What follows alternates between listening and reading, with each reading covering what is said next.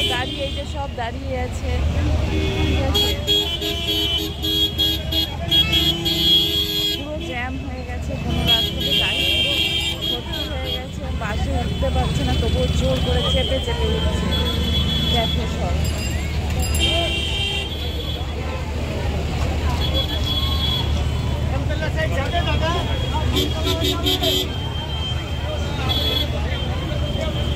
উঠছে, এই অবস্থার মধ্যে দাঁড়িয়ে আছে রাস্তায় পুরো জ্যাম করে।